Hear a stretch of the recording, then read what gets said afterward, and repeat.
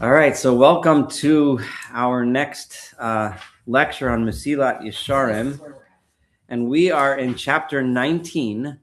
In the beginning of chapter 19, he's describing the elements of or what piety, what chassidut is made of, right? What makes up a chassid, a person who is pious. And he started on just by just saying that there's three main categories, three segments that make up chassidut, that make up someone who is pious. And the first one was in his or her actions, b'maaseh. The second was in ba'ofen ha'asiyah, and how one does the actions. And it was not just what you do, but how you do it. And the third is kavana, is intent, is what you have in mind and what your purpose and meaning is when you do those actions.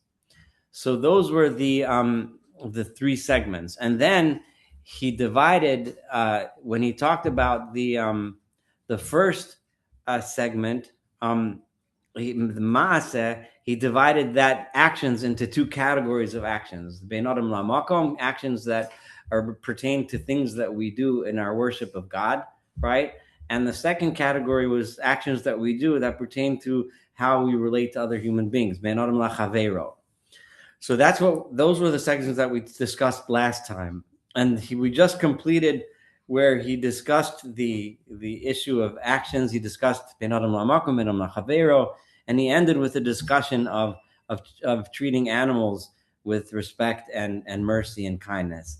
So we're about to do Achelik Hasheni, the next segment, Min HaChasidus of Piety. The second segment is Ba'ofen Asiyah, is regarding to how we do actions, is in the way we do them.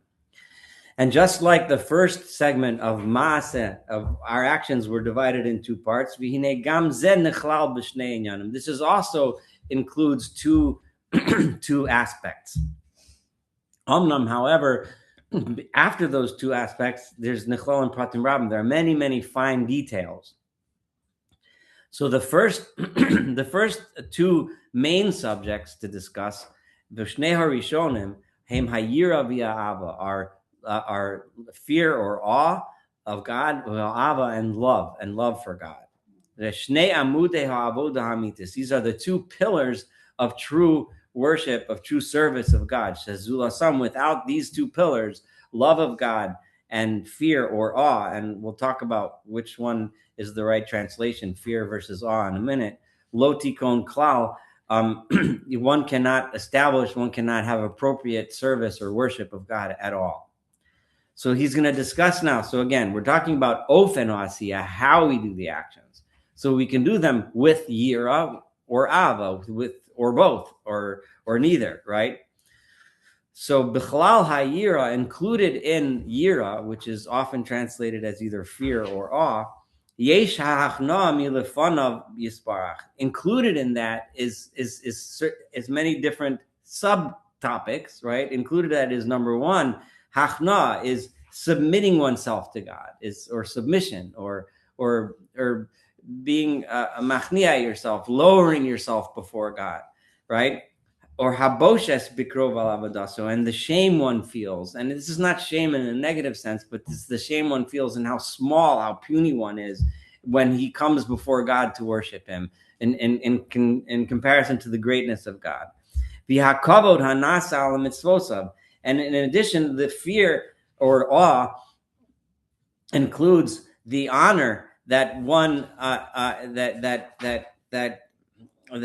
one has to the commandments of God. The honor, in other words, the how a person cherishes how valuable and how great they are. It's part of yira. It's part of that awe. Okay. El Shmo Yisbarach B'el Torah, and regarding God Himself and the Torah of God. Okay.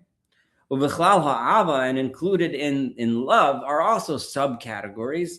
And remember, obviously, he's going to start talking about these subcategories. So remember, we're talking now about the second part, the second main category of a chassid, of piety, right? We're talking of that second one is ofen asiyah, the way we do the mitzvot, the way we do the things that we do. And then when we talk about the ofen, the way we do it, there's two main categories. There's ava and yira, love and fear, right? And ava and yira split into different categories. He just told us what yira is, and ava includes simcha, the happiness that one feels when one worships God or serves God. Hadvekus, the attachment that one feels to God when one that appropriately serves Him. Vihakina, literally, usually kina is translated as jealousy, but in this context, it really means the passion, right, that one has, right, or the zeal, right, that one has for the worship of God. That's what the kina in this context really means. Now that I laid out all these subcategories, I laid out the outline. So let's go into each one of these categories specifically. So remember, the first two pillars, the main two pillars of ofen asiyah, of the way we do things, are yira and ava. We can do things with yira or ava. So let's talk about yira first. Yira usually literally translates most accurately to fear, but in this context, what does it mean? True fear. The main part of fear is not actually fear, but it's the awe or of the greatness, of the wonder, of the majesty, of the Romamus it literally means the heightness, like the highness, right, of God. And how does one achieve this? So this is why awe would, in this context, awe is a much better translation. It's not a fear, but it's the kind of feeling one has when you're standing next to a tremendous mountain, or you stand next to the ocean, and you're just in awe of the vastness and the size or the grandeur of the seat of what you're seeing. So shetzarach adam lachshov, a person has to think ba'odo mispalal, at the time when he's doing these mitzvot, the time when he's praying, or when he's doing a mitzvah. One needs to think, he lifnei melech malchei hamalachim u'mispalal. He's not just standing in shul or in his house or in a field or wherever he happens to be standing, but he's standing in front of the king of the king of the kings of the kings, right? Osa hamasa, who were doing that action. The constant reference to king, king, king, which we find throughout our prayers, of course, was more relevant to people in the times when there were actual kings, right? When one was in awe of the absolute power of the monarch. But we can still imagine what it would be, right? The king, not just the king, but the king of the king, and the king of that king, right? So the one who really controls it all, who has all the cards in his hand. And that's the one before whom you're doing this action. So that's the one before whom you stand. So the greatness and vastness of his power and his might and his honor is just so vast and so tremendous that one feels awe. And this is what the famous Tana says in the Mishnah, the famous dictum, when you pray, know before whom you are praying. So in other words, to achieve this sense of awe, this sense of smallness in front of someone that's so great, right? How does one achieve this? How does one feel this awe? I mean, you can try to close your eyes and imagine the greatest king or imagine something, but the way to do it is as follows. A person should look via sponin and think very well and think deeply and reflect. In order to come to this. It doesn't just happen. You can't just have a picture of King whatever in front of you and all of a sudden now you get it. That doesn't work that way. It takes some work. It takes some real thought and contemplation. Number one,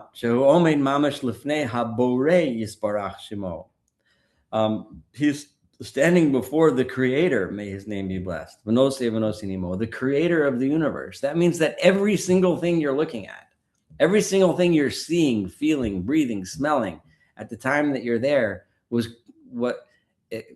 that's all stuff that was created by the one who you're standing in front of. You're in the presence of the one who created all of it, right? Even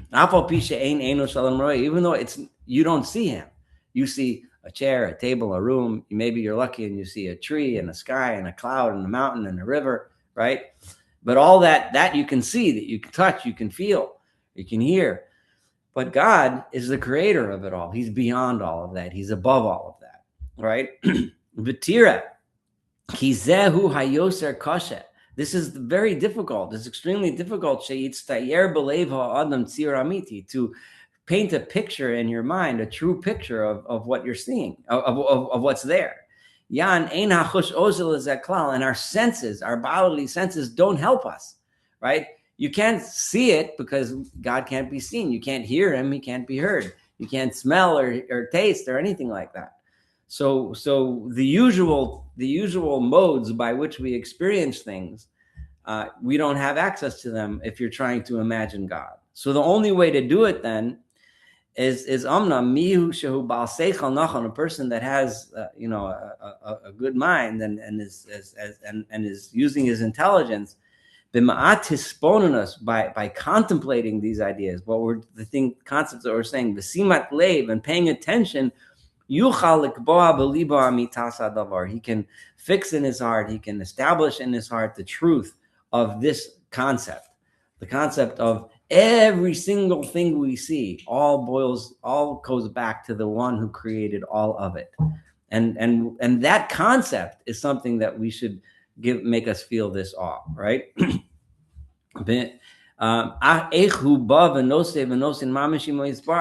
that you're part of that world, so you're standing in the world that he created. I'm here so that everything I'm doing, I am dealing with, I am talking to, and I am listening to, and I am experiencing God in every single thing we do, because he is the Borei Yisparach Shemo.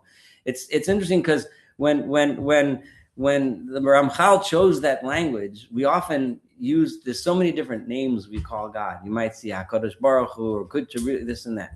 Here he said Habori Yisparach Shemo. He chose that term for a reason. That's not always how he refers to God, because he wanted to tell us the creator of all of that, right? He used that term deliberately, right? And that's what we're thinking about, the creator of everything that's around us, the one that we can't sense, the one that we can't see, because he can't be a creation, right? Because he's the creator, right?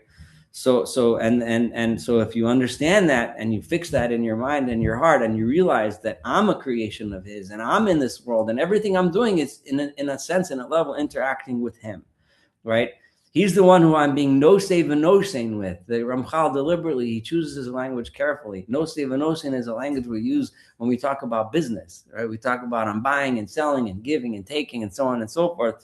That's everything we do. When we eat, we walk, it's a constant give and take with the Creator himself, right? And when one is begging or supplicating or beseeching, I don't know the terms used in the different translations. When you're crying and asking for something, you're asking from the Creator himself. And God is listening and paying attention to and responding to that which we're doing and that which we're saying. Just as a person speaks to his friend, and his friend listens. As the Creator, he clearly listens, he hears, he knows what we're doing, right? Remember, he's still telling us how to achieve this yiras haromamus, this awe of God's greatness. So once you fix this in your mind and you understand that, then you should think about how great and how elevated God is. He is above and beyond any praise we can give him. And Rambam makes a point to say this in Mor Nevuchim a lot, and that is that any praise we give God is inappropriate, right? Because when we praise someone, it's always in orders of magnitude, right? You're stronger than me, right? You're richer than me. You're prettier than me. You're greater than me. You're smarter than me, or whatever it is that you're praising. It's always smarter than X, right? Larger than Y, right? It's all. But you're comparing it to something corporeal, something that exists in this world, something that we can measure and taste and see, right? But God is, to say that God is powerful, right, is all that it's saying is, okay, here's the guy who won the weightlifting championship, and God is powerful. He's more powerful than him, right?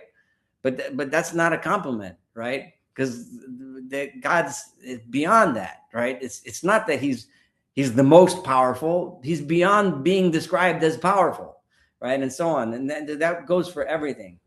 So when we realize that he's above any praise that we can give him, any type of greatness that we can imagine a guy who's so smart that he knows everything. He knows everything that any physicist ever taught in the history of physics as a science, right? Like he's so smart, but you can't praise God by saying that he knows more than that guy. Because it's a different level. And then the corollary to that, then you need to think about the shiflus Adam, how small he is as a human being, because of his physicality and his coarseness, right? And we're all full of sins. We've made mistakes. We've done selfish things. We've hurt people. We've hurt ourselves. We've acted in ways that we shouldn't have, right? So we, this small piece of selfish thing that's full of all kinds of desires and things that we've done and mistakes that we've made because of our jealousies, because of our anger, because of our passions and whatever it is that we've made, look, compare us and how small and low we are to the great concept which we just described before. If you imagine this, it's impossible that you won't have this incredible amount of trembling in your heart. And it's impossible that he won't shake when he's speaking in front of him. May he be blessed. And he's speaking to God by name. And he's trying as hard as he can to gain favor from God. Which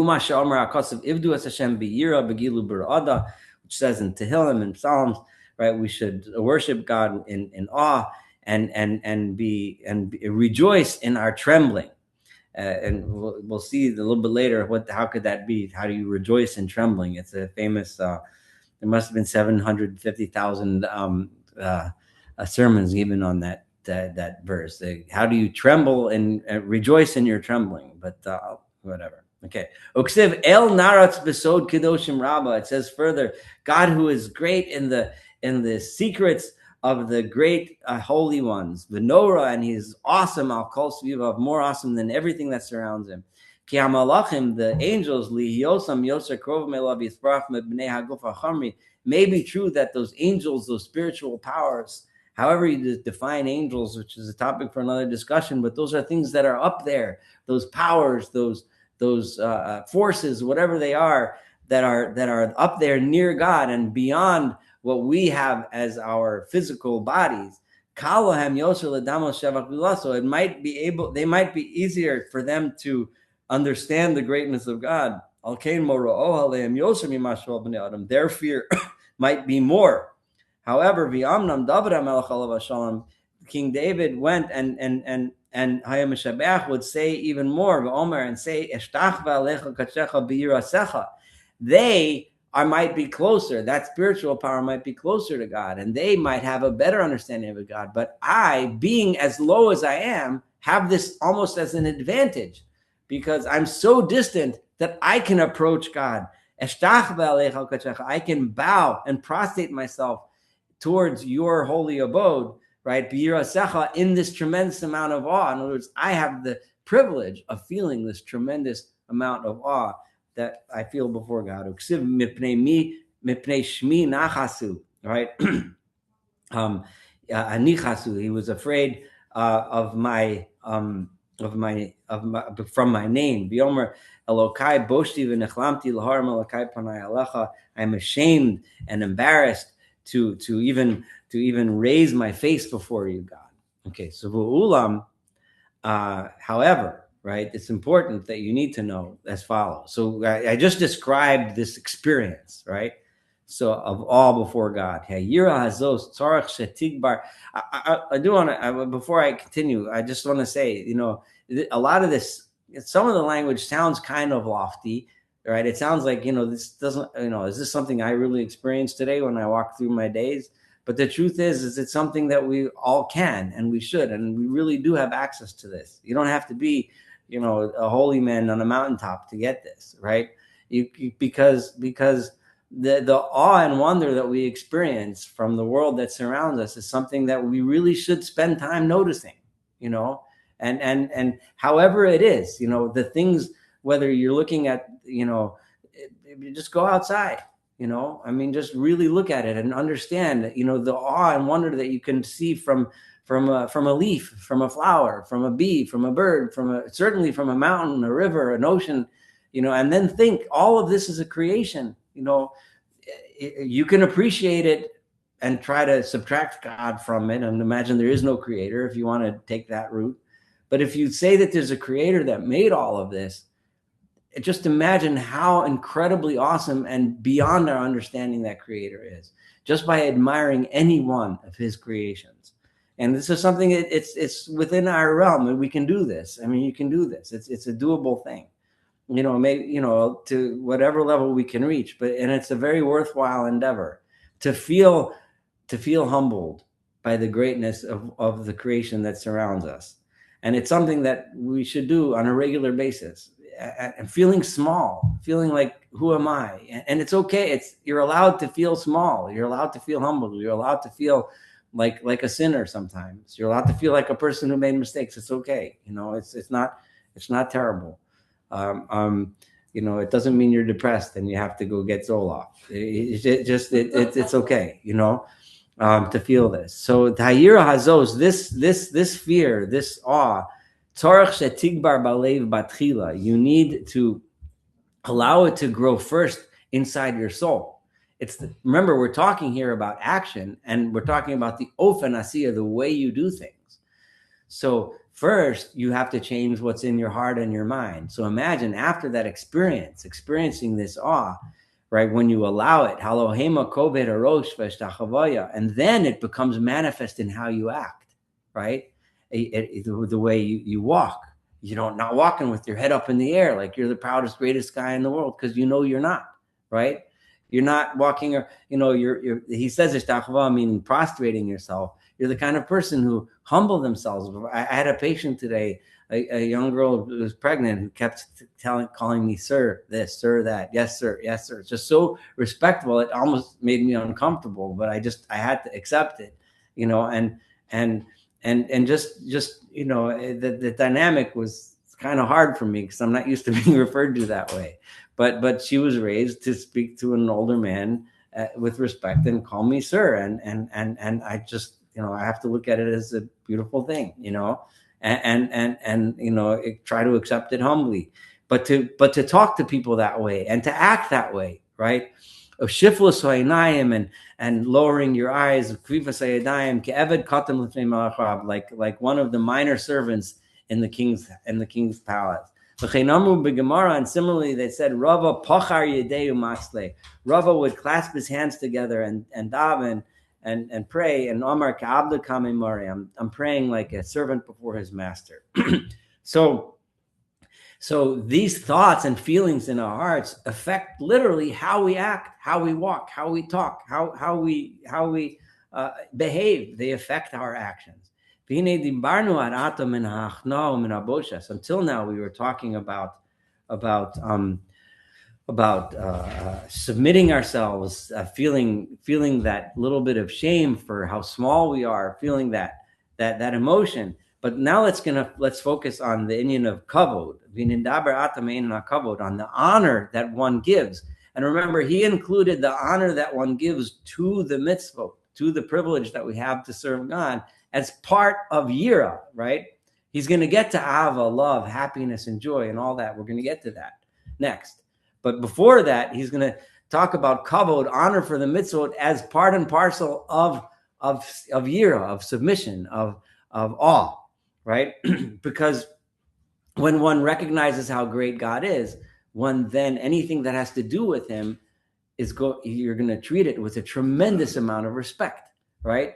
So in kavod mitzvah yikara, the honor that one has for the commandment and its preciousness. Our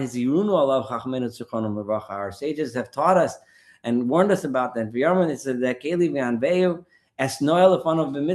Right? This is my God, and I will beautify him.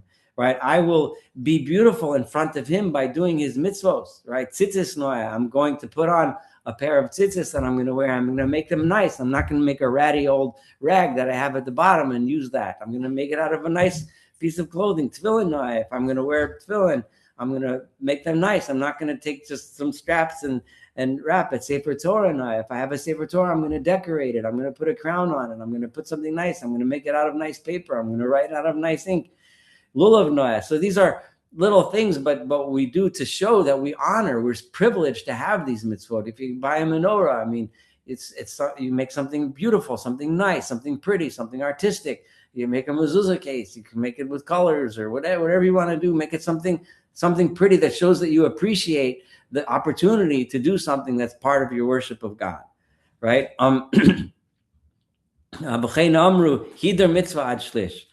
one should, one can spend up to a third of your income, right, or a third of your fortune on making a mitzvah pretty, and not just on doing a mitzvah, but on doing it in a nice way, in a muhudar way, in a beautiful way. Ad kan mishalo. But more than a third, you shouldn't spend. More than that is God's expense. The idea that they're trying to express was clearly explained. It's not enough just to do it. We should do it in an honorable and dignified way, and that's the appropriate way to do a mitzvah. So lahotzi mimisha lahakal al atzma yomar, and this I'm purposely saying this in order to contradict someone who might want to make life easier for himself and say, all of this honor only matter. People care. Everyone wants to see.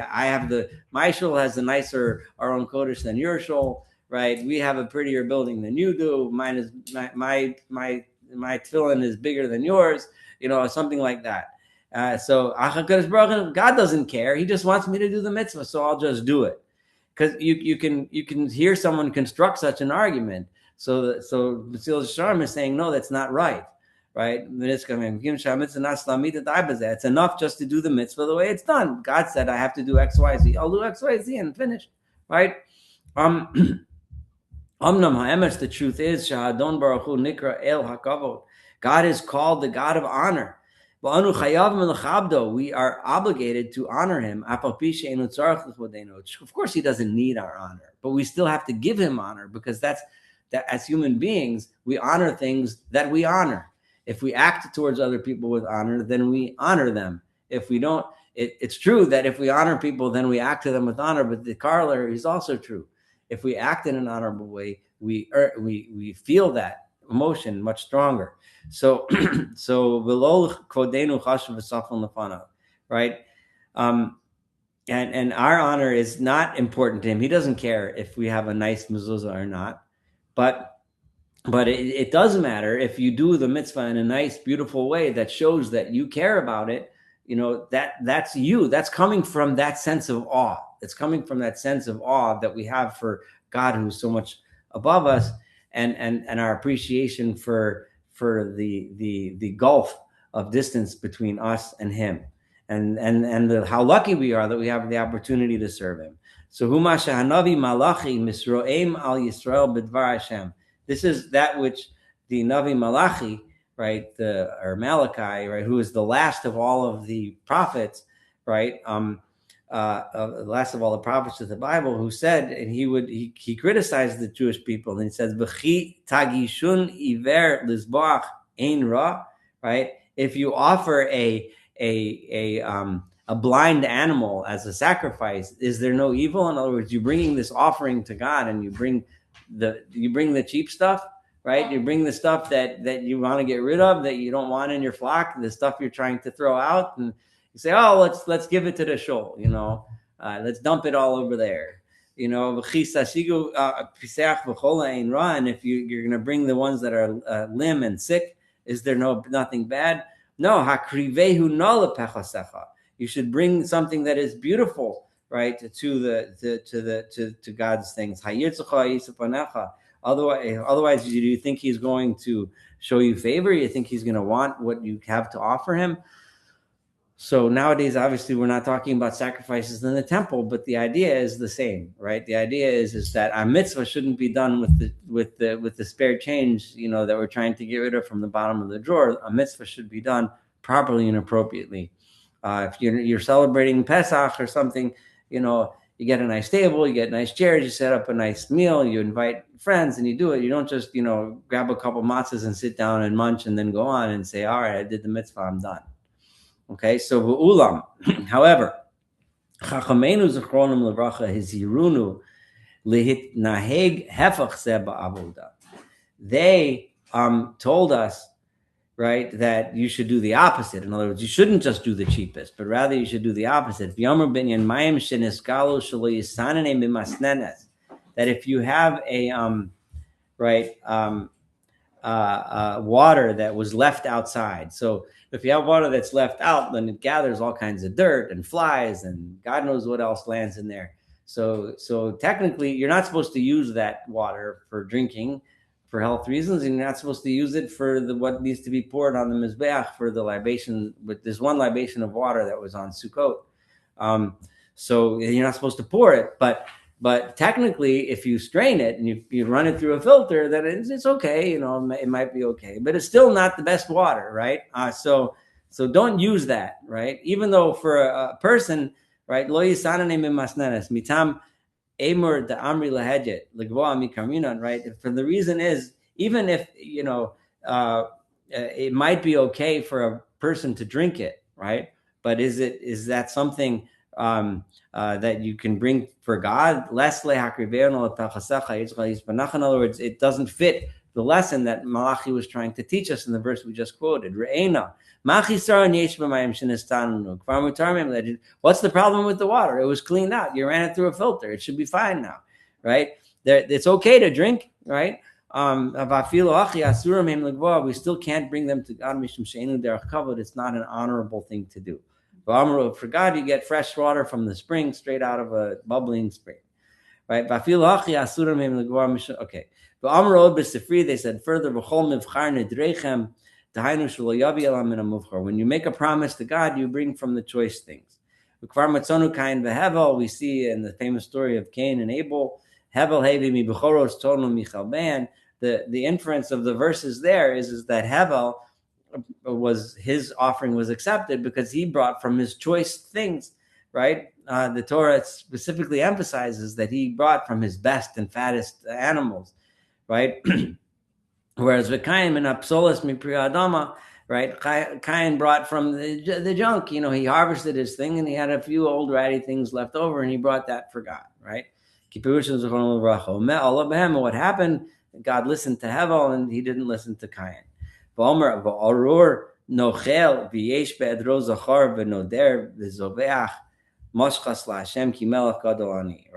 A curse on the person who he has a nice something good to give and he ends up bringing the one that's no good. And how many times did they warn us? A mitzvah shouldn't be something that's buzzly, irreverent, I think, to us. If you walk around naked carrying a Sefer Torah, then you're going to be buried naked. No one's going to care for you at that time. Because you have honor, you have respect for something like that. The Seder ha'alos ha'bikurim, and then he's going to bring the opposite, really, of the one who treats things without respect, who treats holy items without respect. The opposite is really what's the right word? Demonstrated by the bringing of the bikurim, the first fruits, which of course we remember on the holiday of Shavuot. This is the season when it was brought. So this should show us really clearly exactly how we should value and enhance our mitzvot that we do. This is what we learn in the Mishnah. It describes what happened, how it was done.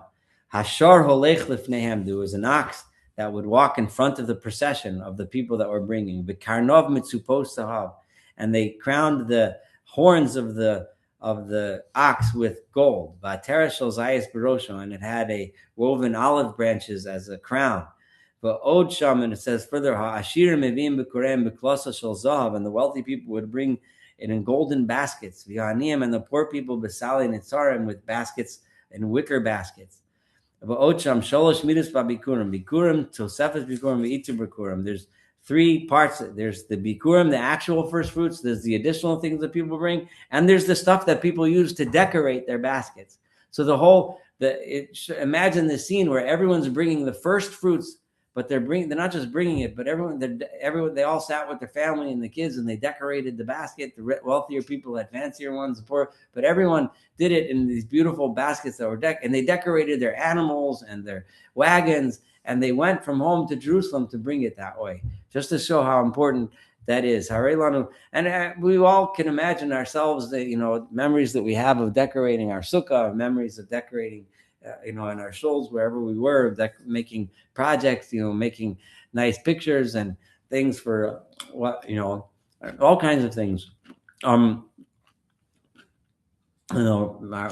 still have my kids' clay menorahs that they made, and I'm sure we all have things like that. It just shows how beloved these mitzvot are to us. So how much more so should we do the actual mitzvah in the right way? The baskets that they brought the fruits in were just baskets. They weren't technically part of the mitzvah. I mean, technically they could have just brought it in a brown paper bag, but as long as they bring the fruits, they're doing the mitzvah, right? They could have sent it by Uber, but instead they went in with a decorated cow, so it's we can't. So rather than just do it to be yotzei, they did it because they loved it. That's the bottom line. A person who loves something does it in a nice way and is excited about it. So here we can learn to all the other mitzvot in the Torah. He's going to emphasize this a little more. So let's keep going. When he emphasizes things at length, because lots of times he'll go quickly past things. That just shows how important it is to him and how much it meant to him, and probably how much he enjoyed doing mitzvot himself. Rava would, when it came to Shabbos, right, Rava would put on special puzmake, which is some kind of pants or stockings, right, and he would daven. Amar, he kon likras elech Yisrael, right, be prepared to greet your God, Israel. Od Amar Rabbi Sina Zechron Levracha, Apostle Big Day Esav Agadol Ben Achmudos. They said in their comments and in the Medrash regarding the garments of Esav, her beloved son, Amar Rabbi Shimon Gamliel, he said, Anishi Mashti Esama, I served my father, that was Rabban Gamliel, the Nasi, the prince, Bivigadim Eluchlachin, right, with dirty clothes. Aval Esav, Kishohaya Meshamish Sav, when he served his father, Loya Meshamish El Bavigdei Malchus. This was in praise of Esav for serving his father properly. He would wear kingly, royal clothing. If he would do that for his father, in honor for his father, how much more so should we do it before God? This is really a statement for dressing in decent clothes when you go to shul, right? If you're standing before God, you should wear something nice. And sit before God like you're sitting before a king. Included in this is Shabbosos, is Shabbos and Yantif, right? Because as we see, if you honor them, or you're doing something nice that God appreciates. As Isaiah says, and we should honor the Sabbath. Now, no one argues it's true. We now know the truth that Shabbos, to honor it is important, is a mitzvah. There are many ways by which we can do that. But the general rule is so anything we can do through which we show how important Shabbos is to us is something that we should do. They would do all kinds of things when they prepared for Shabbos, each one according to them, in different places, different cultures, different times. People had different ways of showing their honor, but they did it appropriate for them. Rava Ahava Yosef Tachtaka Deshina Umenashe Vnura. Right, Rava would sit on a shina, is an ivory stool of some sort, and he would start up the fire. So he would to get the fire going, to get ready for Shabbos. Rav Safra Mecharech Reisha, Rav Safra would roast the head. Presumably, this means the head of an animal, which was a part to eat. Right, Rava Malach Shibuta. Rava would salt a fish. He would get the salted fish ready for Shabbos. Right, Rav Huna Madlik Shraga, he would light candles. Rav Papa Gadal Patilta, Rav Papa would wind together wicks, so they would have for the Shabbos candles. Rav Chisda Parasilka, he would cut up beet. Rav Yosef Mitzal Chutzive, they would chop wood. Rav Nachman Mekatef Oil Mekatef Nafik. Rav Nachman would carry things in and out. He would schlep things around the house. His wife would say, "You need to get this upstairs, put this in the living room." He would carry it all around. Amar ilu mikalan li Rav Ami Ravasi lo mechatefna kamar. You would say, even if Rav Ami and Ravasi, if Rav Ami and Ravasi know honored guests were my guests, wouldn't I carry things around for them? So certainly in honor of Shabbos, I could open the table, I could bring the chairs, I could so on and so forth. And see when from Rav Nachman's comparison what we can learn from this. And he would think, what would he do if he wanted to honor a person? Having a special guest, he's going to do all kinds of nice things. And that kind of honorable thing he did for Shabbos. So, and regarding this, Nemar, it is said, La'olam yehi adam arum b'yira, a person should always be smart when it comes to yira, when it comes to awe or fear of God. Ladas u'lisbonein davar mitoch davar l'chadesham tzos. So you have to think, and this really goes back to the way he started this subject. If you feel it in your heart, if it's important to you, then you will treat it as something that's important, and you will know what to do, right?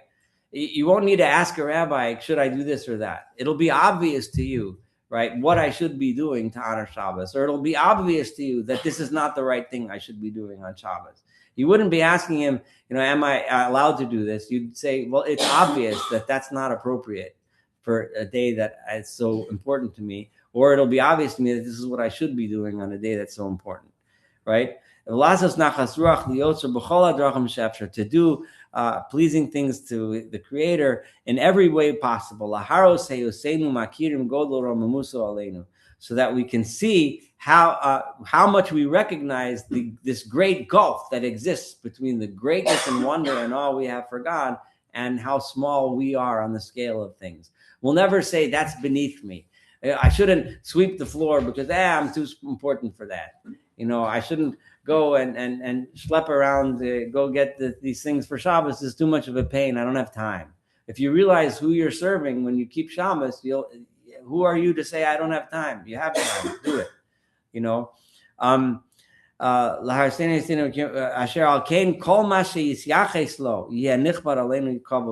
Right? Anything that has to do with our worship of God becomes something tremendous honor, tremendous privilege.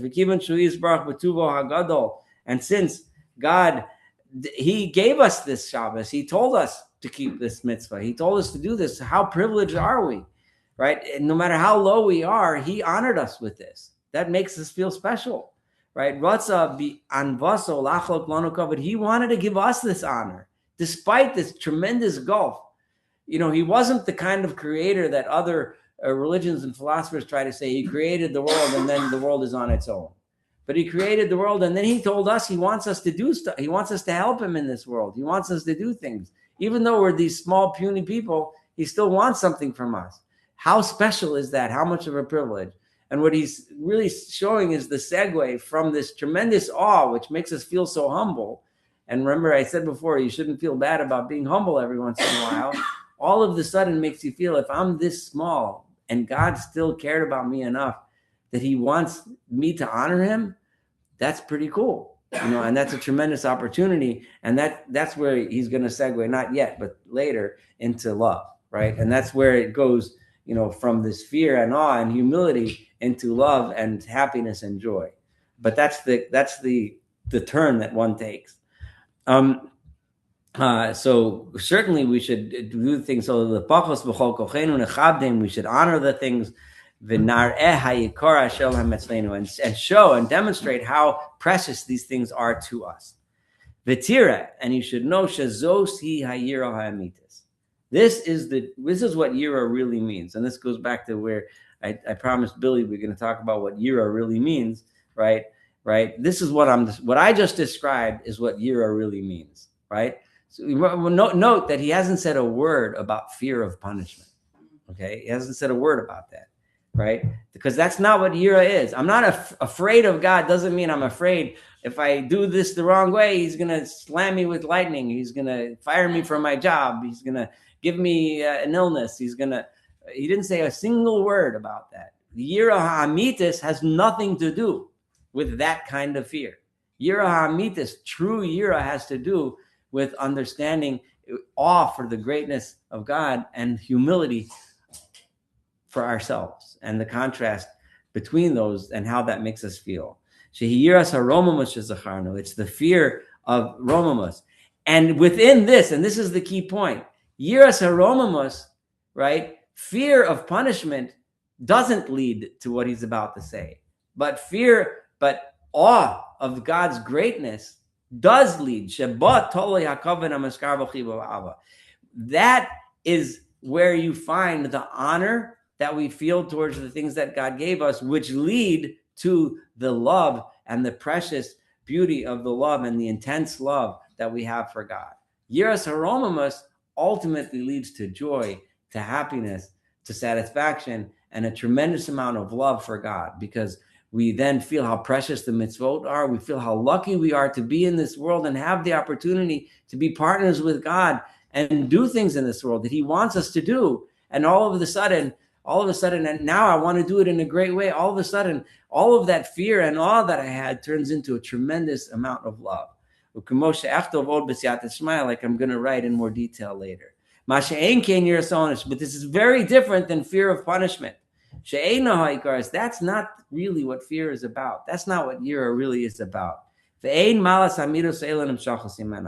But fear of punishment doesn't lead to the kind of love, to the kind of service, to the kind of worship that I'm talking about, right? You want to know how to become a chassid, you want to know how to become pious, then if you want to help other people become pious, don't teach them how God's going to punish them if they step the wrong way, right? Because you're not going to lead them, right, to love, right? If you want to lead them to love, don't tell them, if you do that, you're going to burn in hellfire, right? Because that's the way to lead people away from God, not the way to lead people towards God, and certainly not the way to lead people towards love of God.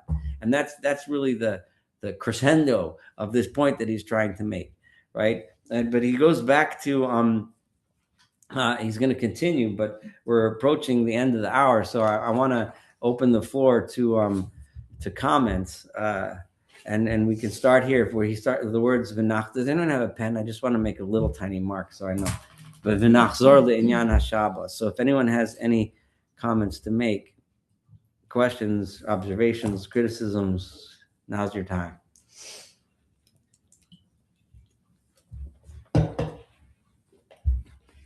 I really like it. You like it? Okay, good. I mean, it makes a lot of sense.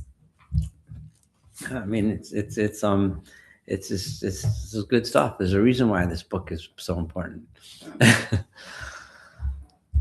Beautifying the mitzvot as a way to honor God and honor the mitzvot themselves makes me think of, was it Parshat Terumah? I think is the one where we're bringing everything, the gifts for the Mishkan Tefillah.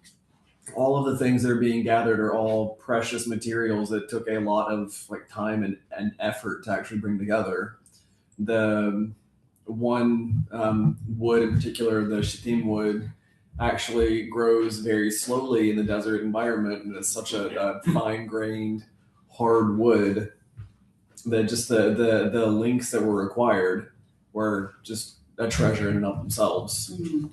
Yeah, the building of the Mishkan is a great example. He used the example of the bringing of the Bikurim, but that's another great example of giving of ourselves such beautiful and expensive and rare things in God's honor. Anybody else want to contribute?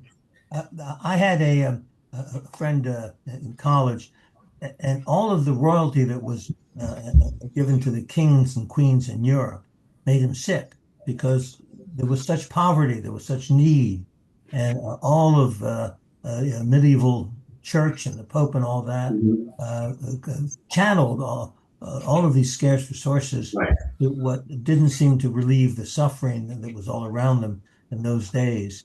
And when you would go to Europe and visit these palaces, I guess what I'm trying to say here, as you can see, is this a diversion of limited resources and misusing them, not relieving real It can be, but remember, he did quote the Mishnah that says that ad shlish, you're allowed to spend up to a third of your fortune there's a ceiling. Right. In other words, there's a point. And remember, and the poor people did bring wicker baskets. We didn't say no matter how poor you are, you got to bring cold baskets.